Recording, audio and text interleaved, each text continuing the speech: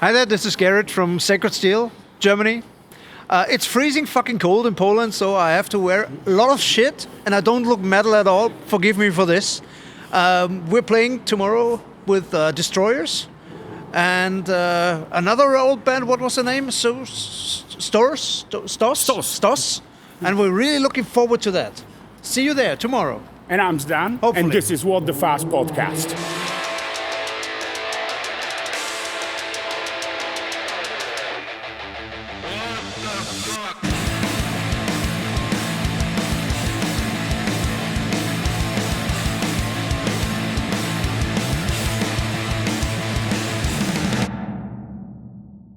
All right, first question. As per the name of your last album, Yeah. Heavy Metal Sacrifice. Yes. What did you have to sacrifice in your personal or professional lives for heavy metal? Everything. Can you expand on that? My hair. No hair left. Nearly no brain left. I drank way too much. I didn't sleep enough. I smoked too much. I think I sacrificed my health and my brain and everything to heavy metal. But it was worth the price. All right. And as we say in the lyrics, you have to pay the price. Of course, it's your soul. If you really sacrifice your life to metal, you have to sell your soul to heavy metal. And it was not a choice that I did. It was something that I was forced to do, because I just felt the urge to sacrifice everything for heavy metal, and that's what I did. I work for heavy metal since like more than 20 years, and I play in lots of metal bands. The most important one, of course, being a water. Thank you. Haven't had a drink since 8 hours or so. Well, I think it's fair to sacrifice whatever you can to heavy metal.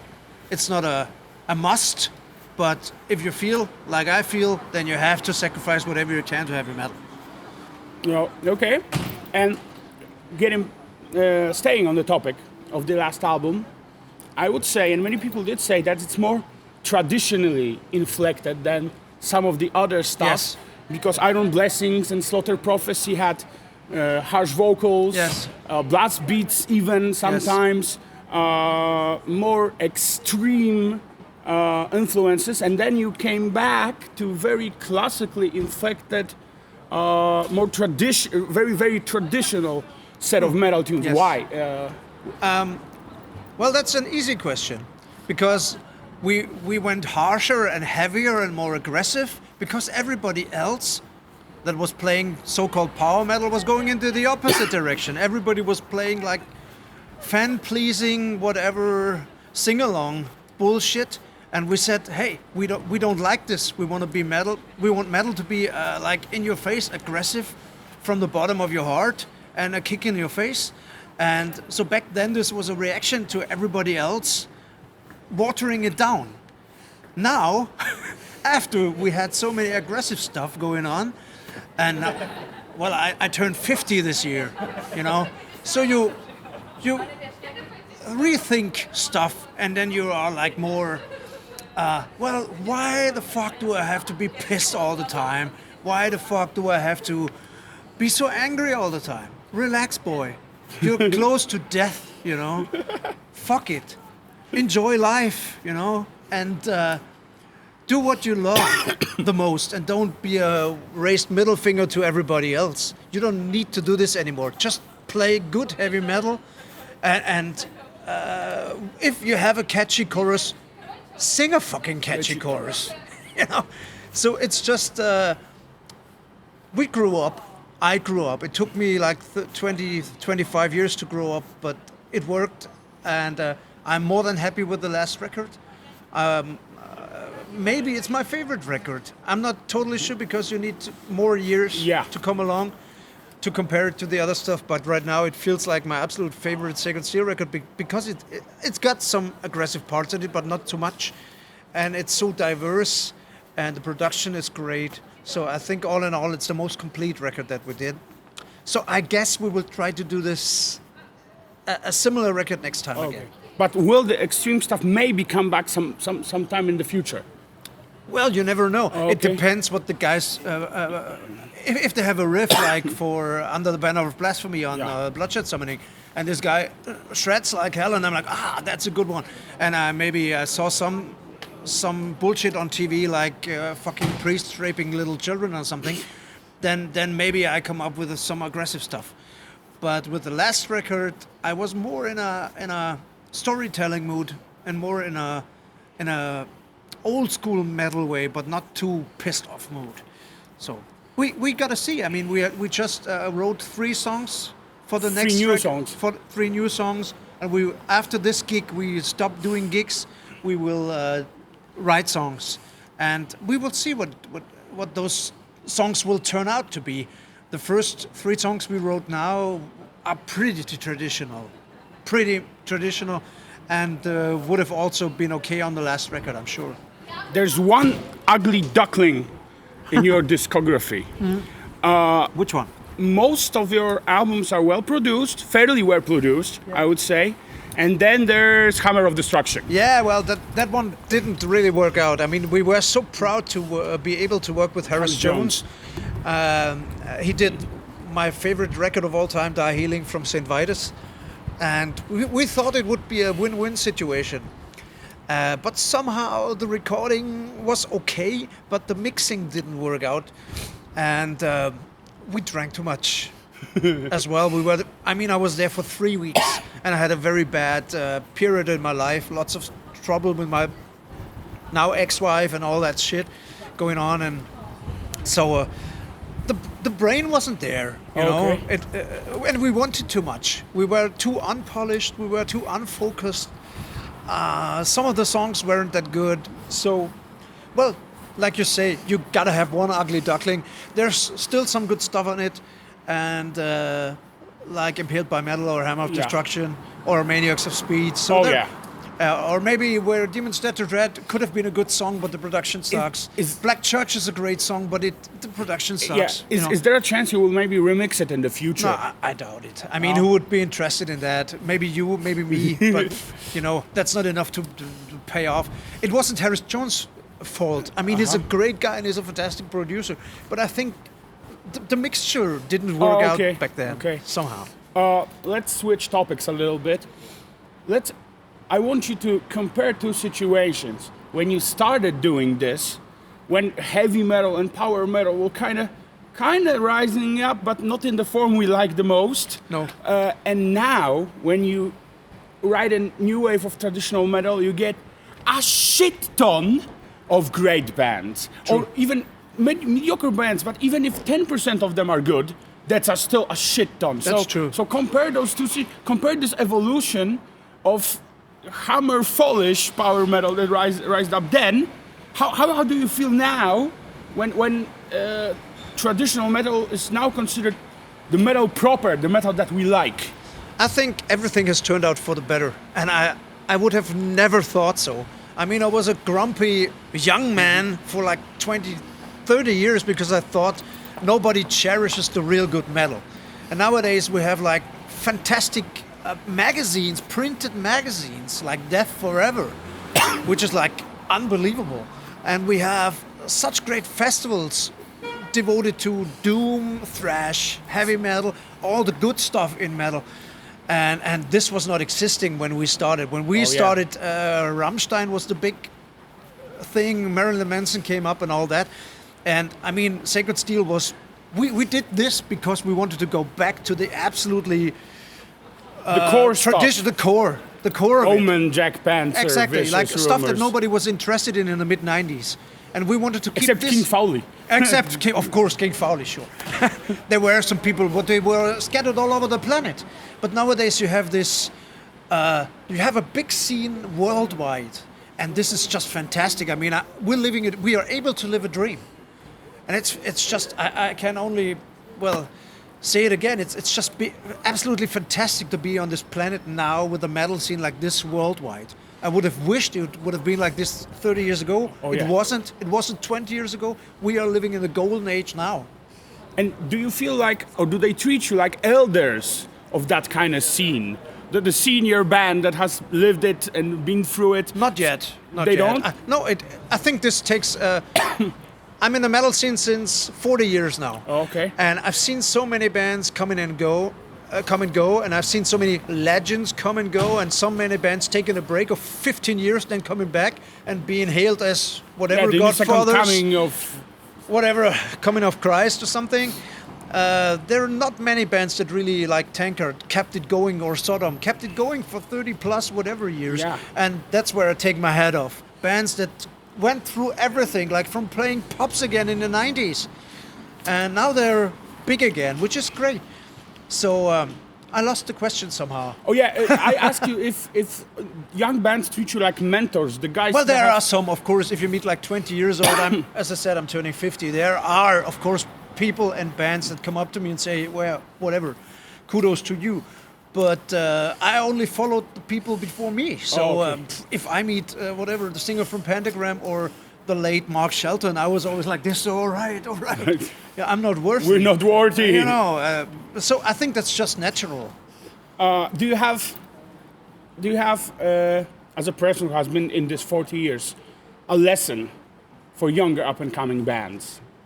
Do whatever you feel. That's it. Okay. I mean, for example, I'm working for a label called Metal Blade Records Yes. now. And we put out lots of stuff that is not exactly my cup of tea. Like, let's say, Ketzer or Whitechapel or whatever. But I listen to all this stuff because we put it out. And I find, in every of these bands, I find something that I like. Okay. And of course they have a new approach to it. But one guy from Ketzer said it in an interview. If all the bands that we love, that are legends now, like Judas Priest, would have always done the same record, That would be boring. That would have been boring as fuck. So you need to change at least a little bit, and you need to have bands that dare to do something else. You don't have to like it, but you have to respect it. And that's Okay. what I do. So I like to check out everything that doesn't change my listening mode. Of course, I listen to all the stuff that I love every day. Like yesterday, I listened to whatever, Adele, and then I listened to Omen, then I listened to Blasphemy, then I listened to, you know, People, Bruce Springsteen. I don't care. People will fucking go out of their minds when they heard you listen to Adele. I love it. But if you work in a metal environment, Yeah, you have to listen take a metal break. You have all to take the day. You have to take a fucking break. You need something. If you Yeah. got to concentrate on working, you can't listen to Blasphemy or Agent Steel all day. All the time, yeah. It's not working. So I need my Bruce Springsteen. I need my Adele in between. What's your opinion on the punk inflected bands that are coming in? Like into Midnight or something? Yeah, Midnight Whip Striker, Indian Nightmare. I like all things, this. things like that have totally destroyed the boundaries that have existed, and they're just taking. And punks are doing this too. They're taking parts, they're melding it together, and both punks and metalheads fucking love them. But so from the start, metal always was a little bit influenced by punk. yeah, I mean, but what there is- were divisions. Yeah, but for example, my favorite band of all time, St. Vitus, is nothing but a slowed down punk band. It's a slowed It's a- down it's a- Black Flag. Yeah, it's a slowed down Black Flag meets Black Sabbath Yeah. with a great vocalist. Yes. And that's it. You know, but the music is dirty as fuck and sluggish and punky in parts. Yeah. So I don't mind. I mean, I'm surely not a punk, but I like my dirt here and there. Okay. And to ask you another question, which is loaded. In Sacred Steel, when I talk to people about Sacred Steel, they always tell me one thing. It's a love it or hate it band. It always was, yeah. Yeah, because of one thing. My vocals. Yes. Yes, I know. Yes, and I recently heard a description. He's a heavy metal version of the guy in Pagan Altar. You either get him Cool. or you don't get him. Yeah, cool. Cool. So with what's me. your... Because I know you've been roasted and lambasted for your vocals up and I don't down. mind at all. You- I don't mind. I think the vocals are the main characteristic of a band. And most of the vocalists, I always liked in metal bands, apart from, of course, the greats like Dickinson and Hawthorne or Dio or whatever, or Eric Adams. I mean, there were always been special tastes. King Diamond, for example. Mark Shelton. Mark Shelton. All my favorite U.S. vocalists, like the guy from Thrust or Yeah. Wrath or whatever, they all were like, "Ugh, why the fuck is this guy singing?" And I think that gives a band a personality. And Or for example, Coven from Seattle. well, this guy can't sing, but Yeah. I like him a lot. I bought the album when it came out. Best is the Black. No. You mean another You mean the Coven from Seattle? You mean the one with As Long As My Dick? Yes, or something? Iron Dick. Iron Dick. Yeah, I meant the other one. Okay. I don't know, Worship New Gods. Worship New Gods. But this guy can't sing either. Yeah. And it's great. I mean, I like it. It's not that I can listen to it every day, but and people, even people that think that my voice is a special taste, must admit that I've grown up. Yeah, you've progressed too. On the last, 2 Dawn of Winter records, the last 2 Battle Roar records, the last 2 Sacred Steel records, I did a fucking good vocal job. So, yeah, fuck you. Perfect. So, yeah, what about Battle Roar? Tell me the story of coming into Battle Roar and going out of Battle Roar. Yeah, well, it was a thing that Kostas is one of my oldest buddies. And we're friends since, I don't know, 2001 or something, at least. And he asked me to help out for one gig. And he was at my place. He came to Germany with some friends. And he asked me for one gig. And I said, yeah, I'm glad to do it because I know he loves the band. He lives for the band. And when I was over there doing that one gig, the whole band came to me after the gig and said, well, that was great. Can't you join us permanently? And I said, well, I got 3 other bands and I'm not the project guy type of guy. But I thought about it and I wanted to challenge myself, and I had so many good friends over there that I said, well, fuck it, I'll do it. As long as we can do it somehow with all the traveling and rehearsing and shit. And we did it for more than, I think, 7 years or something. Yeah. And it was getting tougher and tougher because now I work again for Metal Blade. I stopped working there 10 years. I worked for a company called Cyclone Empire, which was a metal distributor.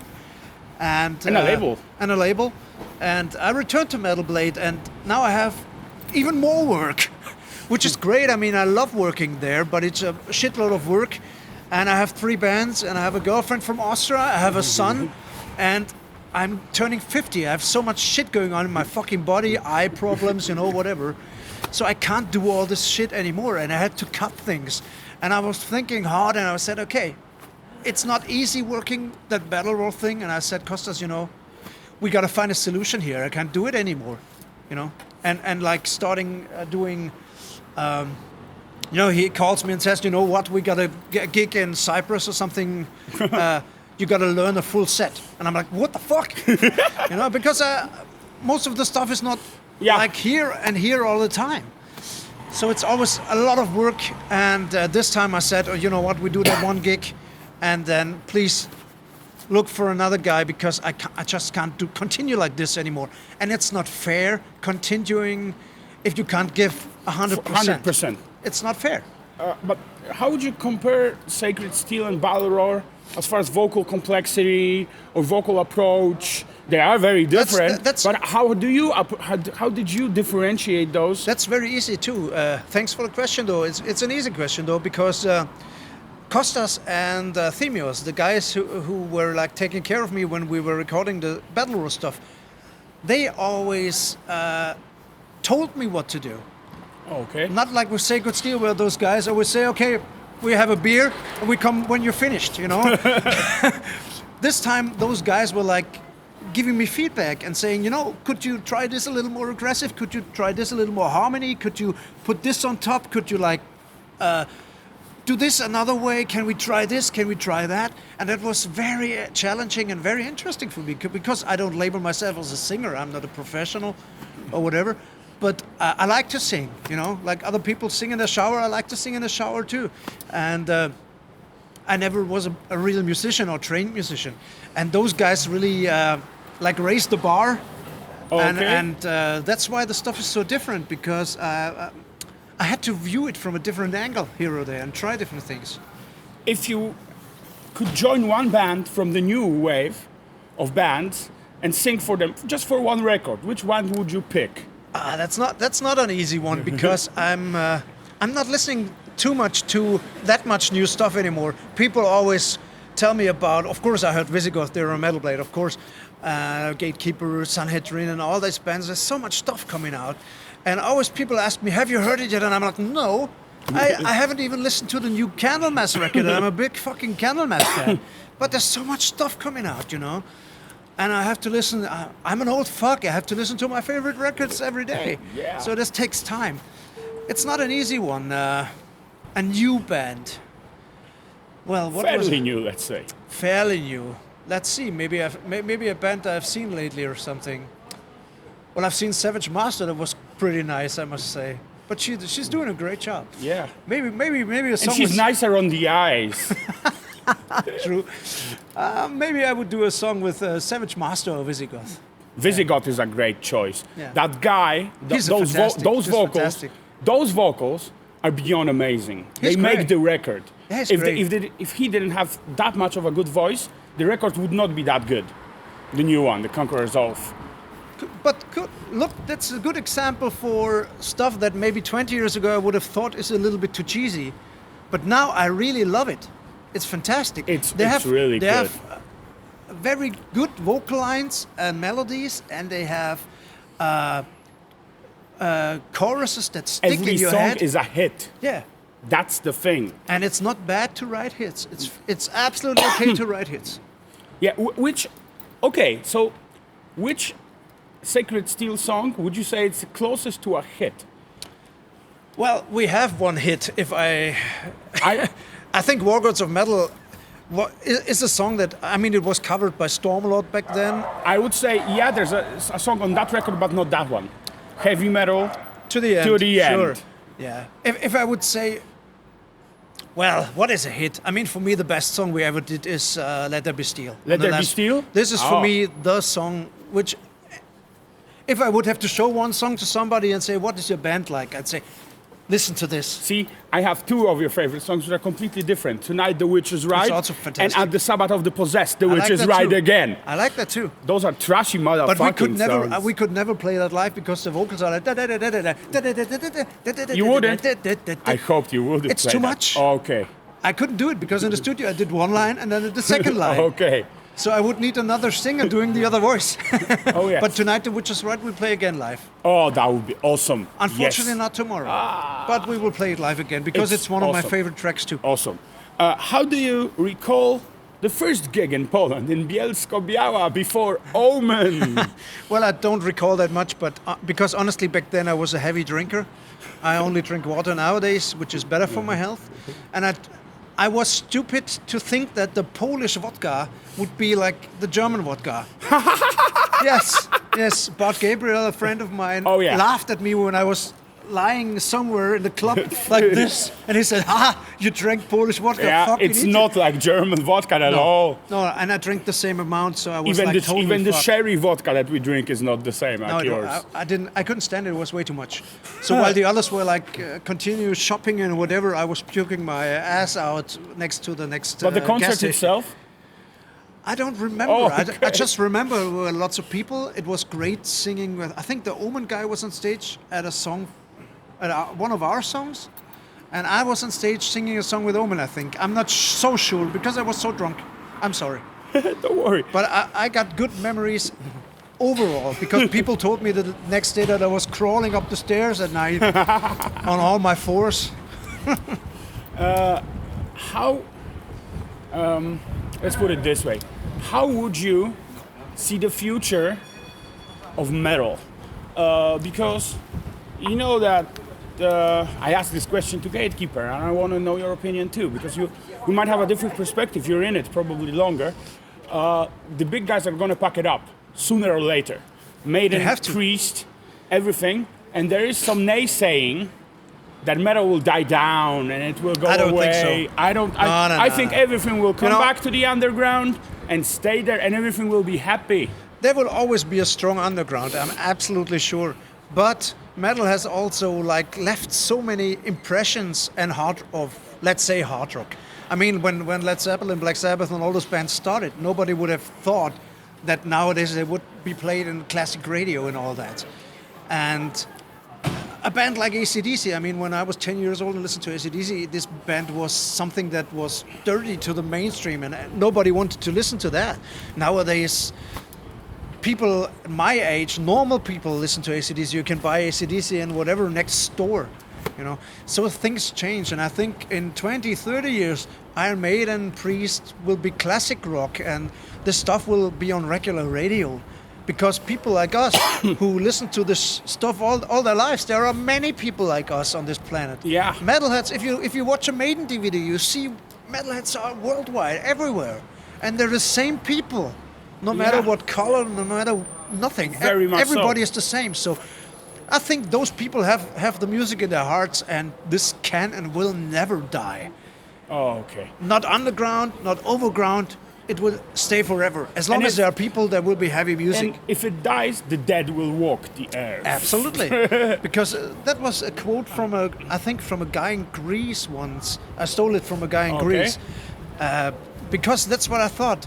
I mean, like you say, if metal is dead, then The dead walk the earth. we are all here and we walk the fucking earth. That's true. We're the walking dead. Yeah. I've got a more personal thing. Is it easier, or what's your preferred type of metal to sing? Because I know you're a big, giant fan of doom metal. Your two other bands are doom metal. So would you say it's easier, or do you prefer doing doom metal or Sacred Steel, which is faster and trashier? I absolutely prefer doing doom metal because I don't have I really don't have a strong voice. I mean, of course I would love to be John Cyrus, but I'm not. And I love the music in Sacred Steel, but I'm not the perfect singer for this kind of metal, I know. I fit way better to doom metal, and when I listen to a Dawn of Winter record, I'm like, oh, okay, that's it. That's the perfect fit for my voice. With Sacred Steel, sometimes it works, sometimes it doesn't. On the last record, I think it worked, full record, but on the other records, there's always one or two songs where I think, another guy would have done it better. Almost on every Sacred Steel record now, you have to have a doom metal song. We'll try to have one on the next one. Yeah. Because we also think about doing Ceremonial Magician of the Left-Hand Path again. So hopefully this will work. All right. Well, to go on a more sad note, we lost recently a guy.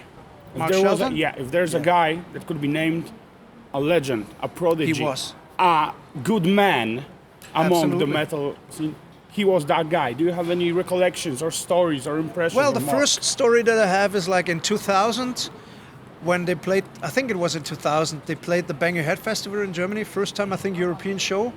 And I was working for Metal Blade back then, and we were selling the Manila Road shirts at our booth, the red ones with the jack on it. And the Greek guys all bought it from me.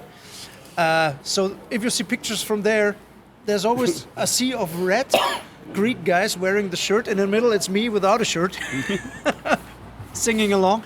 And that day, I met Mark Shelton for the first time in my life because I think back then they were on Iron Glory Records, and friends of mine were having that label back then. And so they introduced me to Mark Shelton, and the first thing I did was kiss his feet. Really? Yes, I went down Fuck. and kissed his boot. That was the first thing I did when I was introduced to Mark Shelton, because he's one of my favorite musicians of all time. He was the man. He was the absolute man. And it's one of those bands I always come back to when I don't know what to listen to. I always pick out a Manila Road record. You have tons of great Manila Road records. Almost every one of them. At least 10, I'd say. 10 fantastic records at least. And, well, he was a legend. And I saw the last gig when they played the Headbangers. The one that after which yes, passed. I was, and it was the best Manila Road gig I ever saw. Okay. A fantastic gig. And next morning I get the call that he died. I was totally devastated. We got the same call and we were like, no way, no fucking way. I couldn't believe it. No way. He played in Warsaw less than a year ago, half a year ago, and we're like, he was in perfect condition. What the fuck? Yeah. Well, the Battle Road guys were really good friends with them. Yeah, I can imagine that. I think Kostas will definitely participate in the tribute. In the tribute, and yeah, keep it true. So not to end on a somber note. Yes. But Mark Shelton, R.I.P. definitely. Yeah. Hero. Yeah. Up the hammers, down the nails. You work on Metal Blade. And may the Lords of Light be with you. You work on Metal Blade. What's your opinion on, which is kind of funny to many collectors, on albums, even the most obscure motherfuckers getting re-released? Not in mass quantities, but everything. Yeah.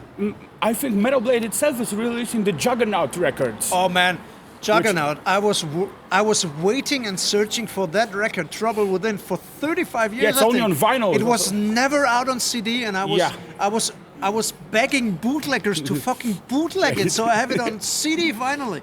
And it's so fucking great to be now working for the label again that puts out exactly that thing. I mean, I love that fucking record. And But do you think it's good that everything is getting released? Like Critically, High Roller is releasing the Arc compilation, the new. you know it what? should be. As long as there are people who want it, it's better than to like look for it and Or to have look to for pay the first like. pressing. I do that, but For example, I paid like, I don't know, 20 years ago I paid 400 German marks, which is now 200 euros for the original Witchfinder General 7-inch. okay. And back then it was a lot of money. But you couldn't find anything anywhere. Some years later it would have bootlegged, and now everybody had the chance to buy it. And to me, it's a so-so thing. I mean, I as a die-hard collector, to support bootlegs is not good. is not the real thing, you know. Yeah. So I prefer. But the originals sometimes cost astounding amounts of money. That's what I mean. If you wanted to get the first Holy Terror album on CD on the Japanese release, the proper one, that's 250 euros, something Really? like. Yeah. Wow, I didn't know. Yeah, that's what it costs. But now they released it so everyone can get it. So it kind of devalues your first pressing, but it doesn't. I think it's just fair that as long as people want a real product, people should get a real product, no matter if a CD or a vinyl or a picture disc or whatever, because I hate this whole thing going into the direction that you only get a download or whatever. I think people want a product and can give the people a product. And if they complain that it's too much product, nobody is forced to buy it. Yeah. You know? Very much so. Okay, that will be also what the future has in store for Sacred Steel and the last word to our viewers and listeners at What the Fuss podcast. Thank you for the great interview. I hope I have a voice tomorrow, because it's fucking cold outside here. But thank you for the great interview. It was fun. And the future holds, I think, some more records for Sacred Steel. As long as I can breathe, I will continue doing metal, definitely. We're working on a new record, and we hope to be in the studio early next year, maybe around February or something. That thing. And to all of you who really stood through all of this and watched this and listened to my babbling of bullshit, thank you. You rule. You are metal. And see you soon. Maybe tomorrow. Awesome. Thank you. Thank you. I was talking to that guy.